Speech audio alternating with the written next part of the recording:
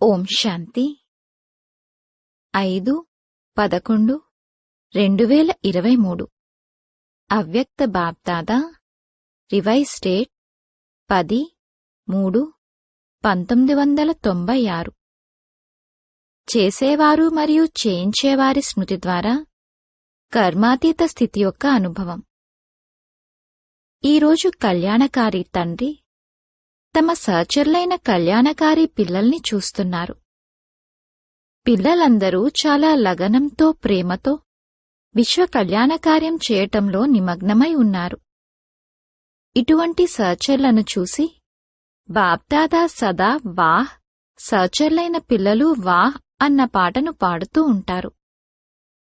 మీరందరూ కూడా వాహ్ వాహ్ అన్న పాటను పాడుతూ ఉంటారు కదా.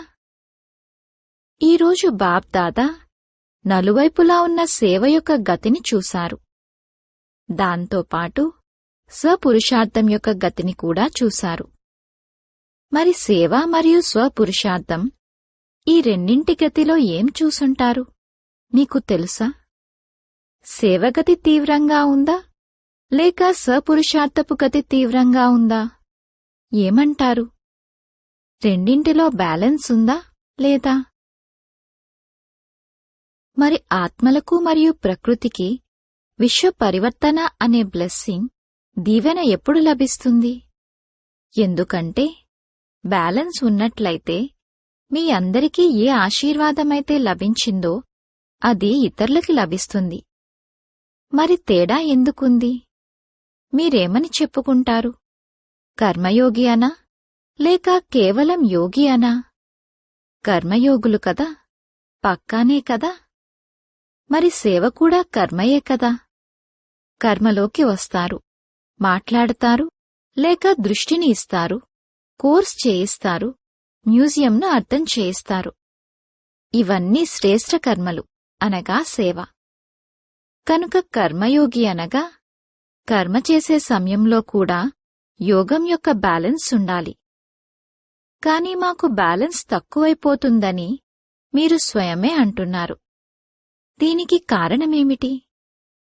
అది మీకు బాగా తెలుసు కూడా. కొత్త విషయమేమీ కాదు, చాలా పాత విషయం. బాబ్దాదా చూశారు.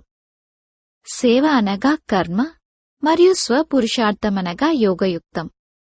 రెండింటి మధ్యన బ్యాలెన్స్ ఉంచేందుకు విశేషంగా ఒక్కటే పదాన్ని గుర్తుంచుకోండి. అదేమిటి? తండ్రి చేయించేవారు మరియు ఆత్మనైన నేను ఫలానా అని కాదు, ఆత్మనైన నేను చేసేవాడిని. కావున చేసేవారు చేయించేవారు ఈ ఒక్క మాట మీ బ్యాలెన్స్ను చాలా సహజతరం చేస్తుంది.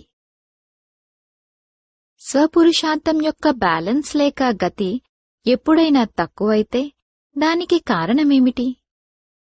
చేసేవాడిని అన్నదానికి బదులుగా నేనే చేసేవాడిని, చేసేవాడిని అన్నదానికి బదులుగా స్వయాన్ని చేయించేవానిగా భావిస్తారు. నేను చేస్తున్నాను అని భావిస్తారు. ఎవరికి ఏ విధమైన మాయ వచ్చినా కూడా దాని గేటేమిటి? మాయ యొక్క అన్నింటికంటే మంచి సహజమైన గేట్ గురించి మీకు తెలుసు కూడా. నేను. ఈ గేట్ను ఇప్పుడింకా పూర్తిగా ముయ్యలేదు. ఎలా మూస్తారంటే మాయ దాన్ని సహజంగానే తెరుచుకుని వచ్చేస్తుంది. ఒకవేళ చేసేవాడిని అని అనుకుంటే చేయించేవారు తప్పకుండా గుర్తుకొస్తారు. చేస్తున్నాను, కాని చేయించేవారు తండ్రి. చేయించేవారు లేకుండా చేసేవారిగా అవ్వలేరు. చేయించేవారి స్మృతి రెండు రూపాల్లో ఉండాలి. ఒకటేమో తండ్రి చేయించేవారు, మరియు ఇంకొకటి ఆత్మనైన నేను కూడా ఈ కర్మేంద్రియాల ద్వారా కర్మలు చేయించేవాడిని. దీనివలన ఏం జరుగుతుందంటే కర్మలు చేస్తూ కూడా కర్మల యొక్క మంచి లేక చెడు ప్రభావంలోకి రారు. దీన్నే కర్మాతీత అవస్థ అని అంటారు. మీ అందరి లక్ష్యమేమిటి? కర్మాతీతులుగా అవ్వాలి కదా, లేక కొద్ది కొద్దిగా కర్మబంధనమున్నా పర్వాలేదా? ఉండాలా లేక ఉండకూడదా? కర్మాతీతులుగా అవ్వాలా? తండ్రి పట్ల ప్రేమకి గుర్తు కర్మాతీతులుగా అవ్వటం. కనుక చేయించేవారిగా అయి కర్మలు చేయండి, చేయించండి. కర్మేంద్రియాలు మీచేత చేయించకూడదు కాని మీరు కర్మేంద్రియాలతో చేయించండి. స్వయాన్ని పూర్తిగా అతీతంగా భావిస్తూ కర్మలు చేయించాలి. ఈ అవగాహన ఇమర్జ్ రూపంలో ఉండాలి, మర్జ్ రూపంలో కాదు. మర్జ్ రూపంలో అప్పుడప్పుడు చేయించేవారు అన్నదానికి బదులుగా కర్మేంద్రియాలకు అనగా మనస్సు, బుద్ధి, సంస్కారాలకు వశమైపోతారు.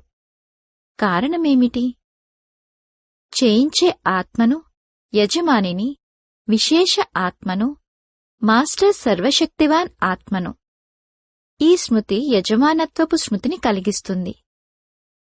లేదంటే ఒక్కోసారి మనసు మిమ్మల్ని నడిపిస్తుంది మరియు ఒక్కోసారి మీరు మనసును నడిపిస్తారు. అందుకే సదా సహజంగా మన్మనాభవ స్థితి ఉండదు.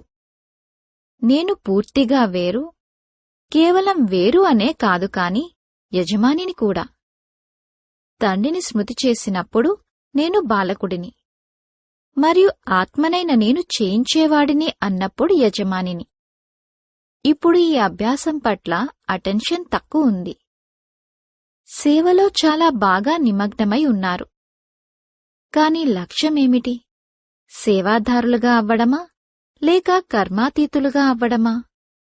లేకపోతే రెండూ ఒకేసారి అవుతారా? ఈ అభ్యాసం పక్కాగా ఉందా?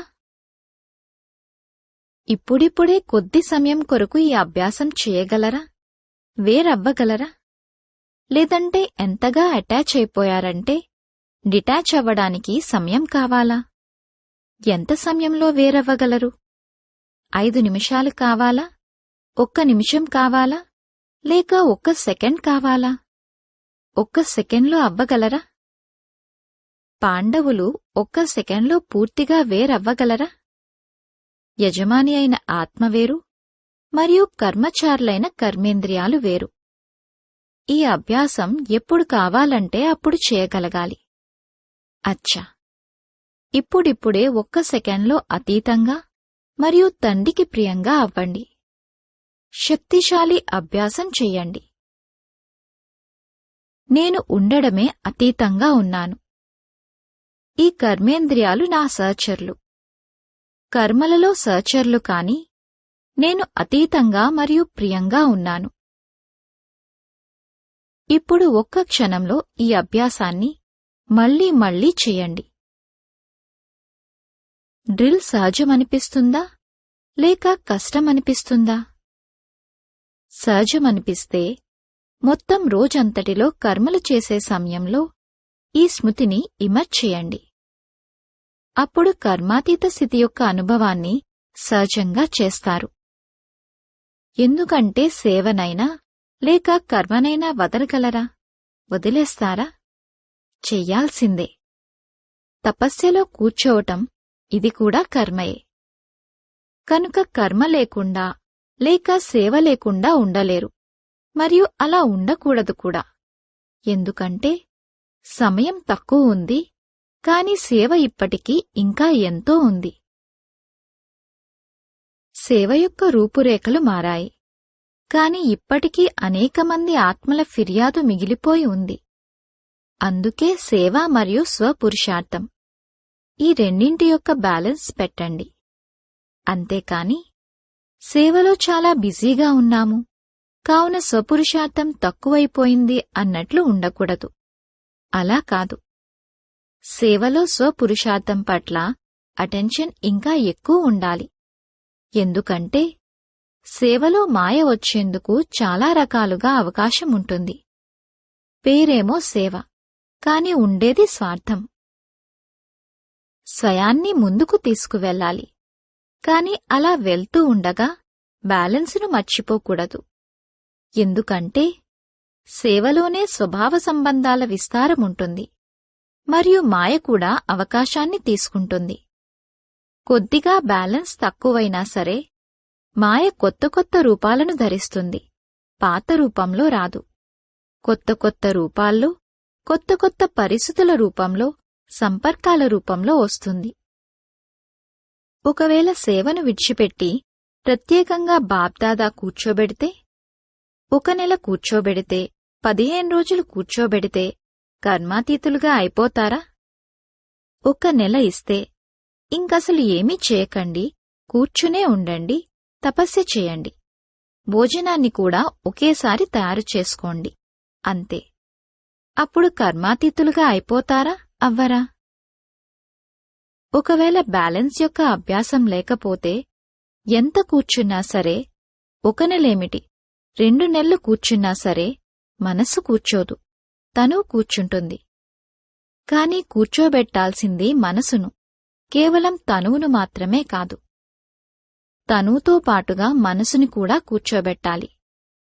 కేవలం బాబా మరియు నేను, ఇంకెవ్వరూ లేరు అన్నట్లు కూర్చుండిపోవాలి. మరి 1 నెల ఇలాంటి తపస్య చేయగలరా, లేక సేవ గుర్తుకొస్తుందా? బాప్దాదా మరియు డ్రామా చూపిస్తూ ఉంటారు. రోజురోజుకు సేవ పెరిగేదే ఉంది, కావున ఎలా కూర్చుండిపోతారు? సంవత్సరం క్రితం మీరు చేసిన సేవను మరియు ఈ సంవత్సరం చేసిన సేవను చూస్తే పెరిగిందా లేక తగ్గిందా? పెరిగింది కదా. కోరుకోకపోయినా కూడా సేవాబంధనంలో బంధింపబడి ఉన్నారు. కాని బ్యాలెన్స్తో సేవబంధనమనేది బంధనంగా ఉండదు, సంబంధం అవుతుంది. ఏ విధంగా లౌకిక సంబంధాలలో ఒకటేమో కర్మబంధనం మరియు ఇంకొకటి సేవా సంబంధమని భావిస్తారు.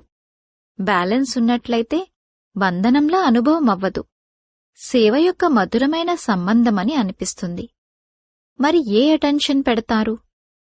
సేవ మరియు స్వపురుషార్థం యొక్క బ్యాలెన్స్. సేవ యొక్క అతి సేవలోకి వెళ్ళకండి. నేనే చెయ్యాలి, నేనే చేయగలను ఇలా అనుకోకండి. చేయించేవారు చేయిస్తున్నారు, నేను నిమిత్తంగా చేసేవాడిని. ఇలా అనుకుంటే బాధ్యత ఉన్నా కూడా అలసట తగ్గుతుంది. చాలామంది పిల్లలేమంటారంటే, చాలా సేవ చేశాము కదా, అందుకే అలసిపోయాము, తల భారమైపోయింది. సేవ వలన తల భారమవ్వదు. అంతేకాక చేయించేవారైన తండ్రి చాలా బాగా మసాజ్ చేస్తారు, కావున తల మరింత తాజాగా అవుతుంది, అలసట ఉండదు, ఎక్స్ట్రా శక్తి వస్తుంది. సైన్స్ మందుల ద్వారా శరీరానికి శక్తి వస్తుంది అన్నప్పుడు మరి తండ్రి స్మృతి ద్వారా ఆత్మలో శక్తి రాదా? మరియు ఆత్మలో శక్తి వచ్చినప్పుడు శరీరంపై ఆ ప్రభావం ఆటోమేటిక్గా పడుతుంది. అనుభవజ్ఞులు కూడా అప్పుడప్పుడు అనుభవమవుతుంది కదా. మళ్ళీ నడుస్తూ నడుస్తూ ఉండగా లైన్ మారిపోతుంది, అప్పుడు తెలియదు కూడా. మళ్ళీ ఎప్పుడైనా ఉదాసీనత అలసట కలిగినప్పుడు లేక తల భారమైనప్పుడు ఏమైంది ఎందుకైంది అన్న తెలివి వస్తుంది. మరి కేవలం చేసేవారు మరియు చేయించేవారు అన్న ఒక్క మాటను గుర్తు చేసుకోండి. ఇది కష్టమా లేక సహజమా? హాజీ అని చెప్పండి. అచ్చా, ఇప్పుడు 9 లక్షల మంది ప్రజలను తయారు చేశారా? విదేశాల్లో ఎంతమంది తయారయ్యారు? 9 లక్షల మంది తయారయ్యారా? భారత్లో తయారయ్యారా? తయారవ్వలేదు. కనుక మీరే సమాప్తి అనే గడియారంలోని ముల్లును ముందుకు కదలనివ్వటం లేదు. బ్యాలెన్స్ ఉంచండి. డైమండ్ జూబ్లీ కదా, కనుక బాగా సేవ చేయండి. కాని బ్యాలెన్స్ ఉంచి సేవ చేసినట్లయితే ప్రజలు త్వరగా తయారవుతారు, సమయం పట్టదు. ప్రకృతి కూడా చాలా అలసిపోయింది.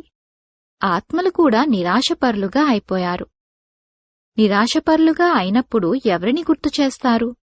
భగవంతుణ్ణి, తండ్రిని గుర్తు చేస్తారు.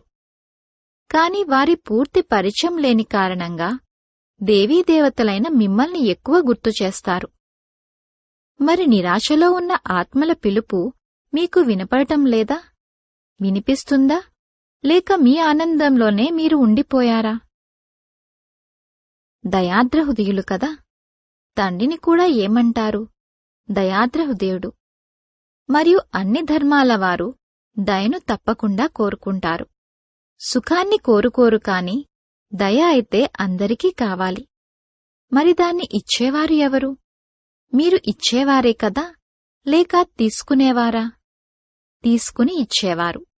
దాత పిల్లలు కదా. కావున మీ సోదరీ సోదరుల పట్ల దయార్ద్రహృదయులుగా అవ్వండి. మరియు దయార్ద్రహృదయులై సేవ చేస్తే అందులో నిమిత్తభావం స్వతహాగానే ఉంటుంది. ఎవరి పట్లనైనా వారు ఎంత చెడ్డవారైనా కాని ఒకవేళ మీకు ఆ ఆత్మ పట్ల దయ ఉన్నట్లయితే మీకు వారి పట్ల ఎప్పుడూ కూడా ద్వేషము, ఈర్ష్య లేక క్రోధం యొక్క భావన రాదు.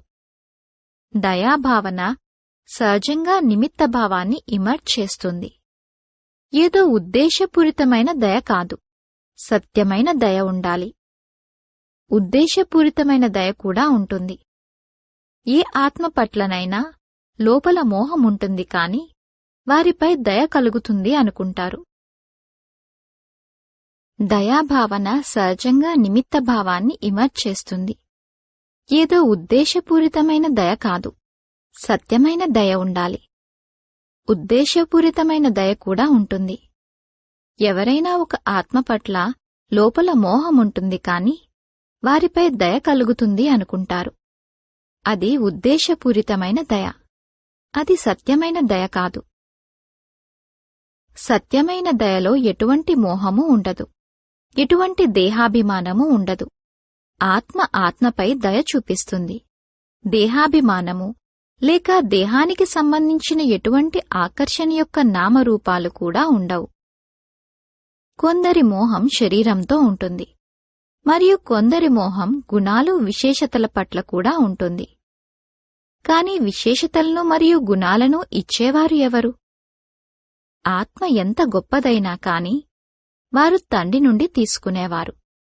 అవి తమవి కావు, వాటిని తండ్రి ఇచ్చారు. కావున డైరెక్టుగా దాత నుండి ఎందుకు తీసుకోకూడదు? అందుకే స్వార్థంతో కూడిన దయ ఉండకూడదు అని చెప్పారు. కొంతమంది పిల్లలు కాస్త చంచలత్వం చేస్తారు. ఉండేది స్వార్థం, కాని నాకు దయ కలుగుతుంది అని చెప్తారు. వేరే ఏమీ లేదు, కేవలం దయ కలుగుతుంది అని అంటారు. కాని చెక్ చేసుకోండి, నిస్వార్థ దయ ఉందా? మోహం నుండి ముక్తిగా ఉన్న దయ ఉందా? ఏదైనా అల్పకాలిక ప్రాప్తి కారణంగానైతే దయ ఉండటం లేదు కదా. ఇంకా ఏమంటారంటే, ఆమె చాలా మంచివారు కదా, అతను చాలా మంచివారు కదా, అందుకే కాస్త అన్నదానికి అనుమతి లేదు. ఒకవేళ కర్మాతీతులుగా అవ్వాలనుకుంటే ఇవన్నీ ఆటంకాలు. ఇవి దేహాభిమానంలోకి తీసుకొస్తాయి. మంచివారే, కాని అలా తయారు చేసేవారు ఎవరు? మంచిని ధారణ చెయ్యండి, కాని మంచికి ప్రభావితులవ్వకండి. అతీతమైనవారు మరియు తండ్రికి ప్రియమైనవారు. ఎవరైతే తండ్రికి ప్రియమైనవారో వారు సదా సురక్షితులుగా ఉంటారు. అర్థమైందా? ఒకవేళ సేవను పెంచుతున్నారంటే మరియు పెంచాల్సిందే కూడా, కావున స్థాపనను కూడా సమీపంగా తీసుకురావాలా వద్దా? ఎవరు తీసుకొస్తారు? తండ్రి తీసుకువస్తారా? అందరూ తీసుకువస్తారు. సహచరులు కదా. సహచరులైన పిల్లలైన మీరు లేకుండా తండ్రి కూడా ఒంటరిగా ఏమీ చేయలేరు. చూడండి, తండ్రికి ఒకవేళ అర్థం చేయించాల్సి ఉన్నా కూడా శరీరాన్ని ఆధారంగా తీసుకోవాల్సి ఉంటుంది. శరీరాన్ని ఆధారంగా తీసుకోకుండా మాట్లాడగలరా? పాత బండి అయినా లేక మంచిదైనా ఆధారమైతే తీసుకోవాల్సి ఉంటుంది. ఆధారం లేకుండా చేయలేరు. బ్రహ్మబాబా యొక్క ఆధారాన్ని తీసుకున్నారు కదా, అప్పుడే మీరు బ్రాహ్మణులుగా అయ్యారు. బ్రహ్మకుమారులు అని అంటారు, శివకుమారులు అని అనరు. ఎందుకంటే నిరాకార తండ్రి కూడా సాకారాన్ని ఆధారంగా తీసుకోవాల్సిందే. ఏ విధంగా సాకార బ్రహ్మాను ఆధారంగా తీసుకున్నారు, ఇప్పుడు కూడా బ్రహ్మ యొక్క అవ్యక్త ఫరిష్తా రూపంలో ఆధారం తీసుకోకుండా మీ పాలన చెయ్యలేరు. సాకారంలో తీసుకున్నా, ఆకార రూపంలో తీసుకున్నా కాని ఆత్మ యొక్క ఆధారాన్ని తోడును తప్పకుండా తీసుకోవాల్సే ఉంటుంది. ఆ మాటకొస్తే వారు ఆల్మైటీ అథారిటీయే, సర్వశక్తివంతుడు, ఇంద్రజాలికుడు. వినాశీ ఆటను క్షణంలో చూపించగలిగినప్పుడు మరి ఆల్మైటీ అథారిటీ ఏది కావాలంటే అది చేయలేరా, చేయగలరా? ఇప్పుడిప్పుడే వినాశనాన్ని తీసుకురాగలరా? ఒంటరిగా తీసుకురాగలరా? ఒంటరిగా చేయలేరు. వారు ఆల్మైటీ అథారిటీనే. కాని సహచరులైన మీ సంబంధంలో బంధింపబడి ఉన్నారు. కావున తండ్రికి మీపై ఎంత ప్రేమ ఉంది! చెయ్యాలనుకుంటే చేయగలరు, కాని చెయ్యరు. మ్యాజిక్ స్టిక్ను తిప్పలేరా? కాని తండ్రి ఏమంటారంటే, రాజ్యాధికారులుగా ఎవరవుతారు? తండ్రి అవుతారా? మీరవుతారు. స్థాపన చేసేస్తారు, వినాశనమూ చేసేస్తారు. కాని రాజ్యమెవరు చేస్తారు? మీరు లేకుండా పని అవుతుందా? అందుకే తండ్రి మిమ్మల్నందరినీ కర్మాతీతంగా చెయ్యాల్సిందే. తయారవ్వాల్సిందేనా, లేక తండ్రి మిమ్మల్ని బలవంతంగా తయారు చేయాలా? తండ్రి తయారు చేయాల్సిందే, మరియు మీరందరూ తయారవ్వాల్సిందే. ఇది మధురమైన డ్రామా. డ్రామా మంచిగా అనిపిస్తుంది కదా? లేక ఇలా తయారైందేమిటి అని అప్పుడప్పుడు విసుగనిపిస్తుందా? ఇది మారాలి అని అనుకుంటారా? తండ్రి కూడా అంటారు, ఇది తయారు చేయబడిన డ్రామా. ఇది మారదు. ఇది రిపీట్ అవుతుందే కాని మారదు. డ్రామాలో మీ ఈ అంతిమ జన్మకు శక్తులున్నాయి. ఇది డ్రామాయే కాని ఈ డ్రామాలో ఈ శ్రేష్ఠ బ్రాహ్మణ జన్మలో ఎన్నో శక్తులు లభించి ఉన్నాయి. తండ్రి విల్ చేశారు, అందుకే విల్ పవర్ ఉంది. కావున ఏ మాటను గుర్తుపెట్టుకుంటారు? చేసేవారు, చేయించేవారు. పక్కాయేనా, లేక విమానంలో వెళ్తూ వెళ్తూ మర్చిపోతారా? మర్చిపోకండి. ఇప్పుడు మళ్లీ స్వయాన్ని శరీర బంధనం నుండి అతీతంగా కర్మాతీత స్థితిలో కర్మలు చేయిస్తున్నారు, కాని అతీతంగా ఉన్నారు. చూస్తున్నారు, మాట్లాడుతున్నారు, కాని అతీతంగా ఉన్నారు. యజమానిని మరియు తండ్రి ద్వారా నిమిత్తమైన ఆత్మను. ఈ స్మృతిలో మళ్లీ మనస్సు, బుద్ధిని స్థితి చేయండి. డ్రిల్. అచ్చా. నలువైపులా ఉన్న సదా సేవ యొక్క ఉల్లాస ఉత్సాహాల్లో ఉండే సేవాధారి ఆత్మలకు, సదా స్వపురుషార్థము మరియు సేవ ఈ రెండింటి బ్యాలెన్స్ను ఉంచే ఆనందస్వరూప ఆత్మలకు, సదా నిస్వార్థ దయార్ధహృదయులై సర్వాత్మల పట్ల సత్యమైన దయను చూపించే విశేష ఆత్మలకు, సదా క్షణంలో స్వయాన్ని కర్మబంధనం నుండి మరియు అనేక రాయల్ బంధనాల నుండి విముక్తులుగా చేసే తీవ్ర పురుషార్థి ఆత్మలకు బాప్ దాదాల ప్రియ స్మృతులు మరియు నమస్తే. వరదానము: ఆజ్ఞాకారులుగా అయి తండ్రి సహాయాన్ని మరియు దీవెన్లను అనుభవం చేసే సఫలతామూర్తభవ. తండ్రి ఆజ్ఞ ఏమిటంటే, నన్నొక్కడ్నే స్మృతి చేయండి. ఒక్క తండ్రే ప్రపంచం. అందుకే హృదయంలో తండ్రి తప్ప ఇంకేమీ ఇమిడి ఉండదు. ఒకే మతం, ఒకే బలం, ఒకే విశ్వాసం. ఎక్కడైతే ఆ ఒక్కరూ ఉంటారో అక్కడ ప్రతి కార్యంలో సఫలత ఉంటుంది. అటువంటి వారికి ఎటువంటి పరిస్థితినైనా దాటడం సహజం. ఆజ్ఞను పాటించే పిల్లలకు తండ్రి దీవెనలు లభిస్తాయి. అందుకే కష్టం కూడా సహజమైపోతుంది. స్లోగన్: కొత్త బ్రాహ్మణ జీవితపు స్మృతిలో ఉన్నట్లయితే ఏ పాత సంస్కారమూ ఇమర్చవ్వదు. ఓం శాంతి.